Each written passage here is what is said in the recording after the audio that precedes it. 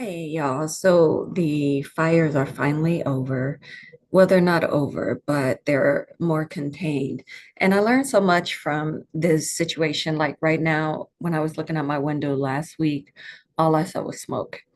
I saw smoke that way, I saw smoke that way, and now I'm looking out, I don't see any smoke. And I feel like uh, everyone did such an amazing job of uh, getting the fires contained enough where they won't spread and put everybody in danger. And I also learned that once a house gets on fire, it's pretty much over. So the best thing that can be done is to prevent it.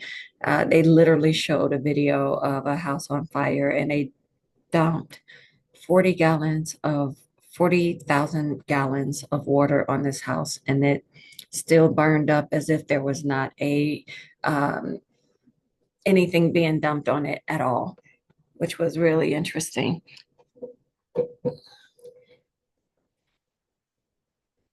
My takeaways from the fire, if you're interested in hearing, is we need more preventative. We need to really invest in infrastructure that is um, able to minimize some of the impact of the different natural disasters we're having as a result of climate change. So, for example, there are some things that we can't prevent. There's a lot of things we can't prevent.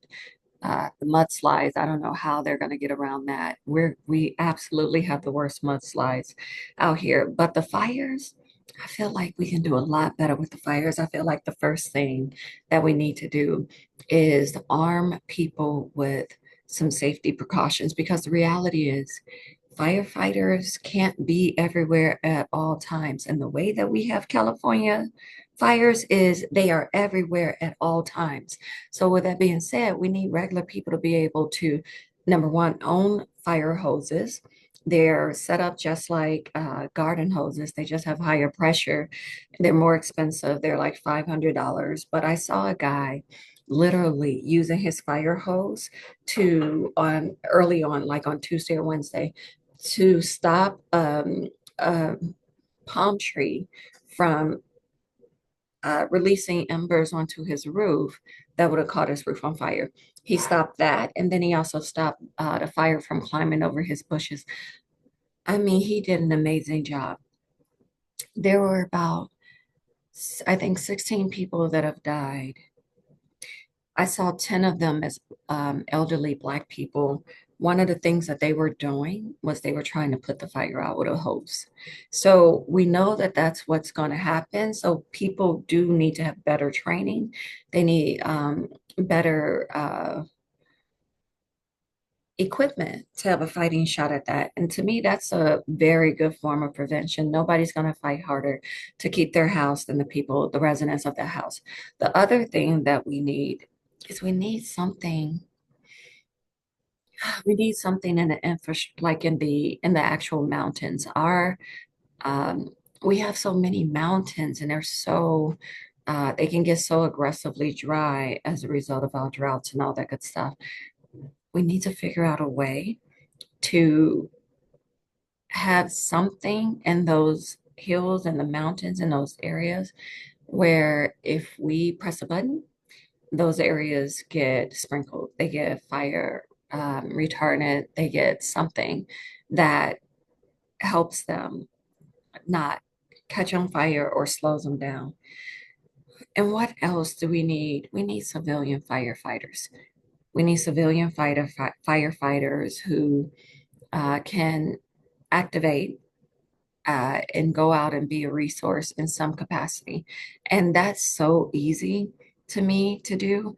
Start at these damn gyms. Start at um, LA Fitness, start at Orange Theory Fitness, Equinox. Like, go to the gyms, take, have signups, show people what to do to help firefighters, and basically train people to be support. We can do it.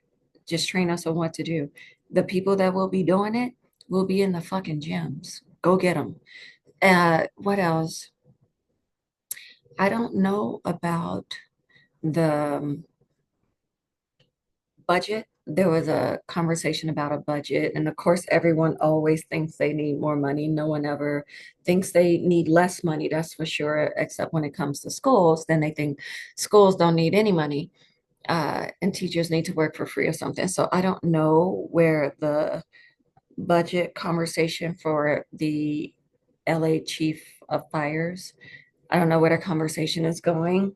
There's another conversation about Karen Bass being fired or needing to be fired. I don't understand that. I think they all did a good job. I know that there were a lot of um, groups involved in this fire. I think they did a great job. It's less than a week. I don't see any smoke. Um, my house didn't burn down. It could have burned down. It was right across. It was literally, you guys. I was looking at fire out my front. So that could have easily have been an issue, but those helicopters flew all night to make sure that that didn't happen. So there's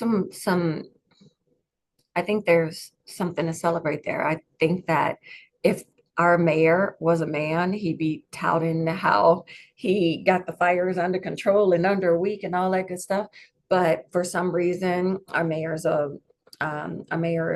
is not able to say anything like that, and people are saying that we should sign petitions for her to be removed. So confusing for me. I don't get it. I think all of them did a great job, but the people getting the most static right now is the black woman mayor and the white lesbian fire chief. I don't understand any of that. I think they did a great job. I think the people come together did a great job. I also have a issue with insurance companies. I don't understand. It looks like we are the insurance company. It looks like people are getting their house together with funds from GoFundMe. It looks like people are getting clothes from donations. It looks like people are using community to be made right, but yet those same people have been paying for fire insurance, house insurance, and all this stuff for the last X, Y, and Z years. And now, when push comes to shove, they get help from other people. Then why do we have to pay for fucking insurance then? That's the question. Why are we paying for car insurance, home insurance? When you use your car insurance, you get dropped from them. Like, what is? I don't get that part. That part is so frustrating because really, out here in LA, LA is the insurance. The citizens of LA, all of us contributing people's GoFundMe's, we're we're the insurance. So why are we paying corporations to employ people and then say that they're an insurance company but deny people from every regard? It's just silly. And again, I'm in the insurance world. I'm in life insurance. I feel like, and I'm in investments too, but I feel like life insurance is a pretty simple thing. You're either alive or you're dead. There's no in between, but not for real, because I've seen an insurance company deny a woman in Chicago life insurance on her husband because they're still going through an investigation. It's been like 2 years. They're still going through an investigation. They refuse to pay her. And there's just nothing we can do about it. I thought I was going to be able to help. There aren't companies that want to fight against the insurance companies, so we're all kind of screwed there, but we do need to stop that. Okay, I have done a lot of talking. It's my first day back. It was a crazy week. We didn't know what was going to happen. I slept like crap every night. I think all of us slept like crap every night. I woke up to helicopters. Um, that was scary. And I started to associate helicopters with stress and fire. And you guys, it's so funny. So Sunday, I had brunch with a girlfriend, and we're all out of here in the valley, but we chose not to cancel the brunch. And one of her friends goes, well, every every country has a natural disaster. Why do you guys have to, like, why do you guys suffer emotionally from the natural disaster? Because I told her I was still kind of trying to get right. Um, Sunday, it was not the first normal day. Today's the first normal day. Today is Monday, January 13th. I was still trying to get right on Sunday mentally, like, okay, I can get out, I can put on, it's just, it's a process, right? And she's like, everyone has natural disasters. Why do you guys have some sort of PTSD or something from the natural disasters? And that was an interesting question. And I'm not sure about the answer, but I absolutely have trauma from the things that I experience, whether they're natural disasters, people, witnessing folks being hurt by natural. I absolutely have that. Am I weird? Do you guys not, do we not have some sort of internal, um, uh, what's the word? Internal negative eternal attachment to how things affect other humans and ourselves potentially? Is that abnormal? I don't know. Okay, I know it's a rant, but it's not a rant. It's more of me talking. But please let me know your thoughts in the comments, and we'll go from there. And I'm Saria, the creator of Black Wealth Matters educational series.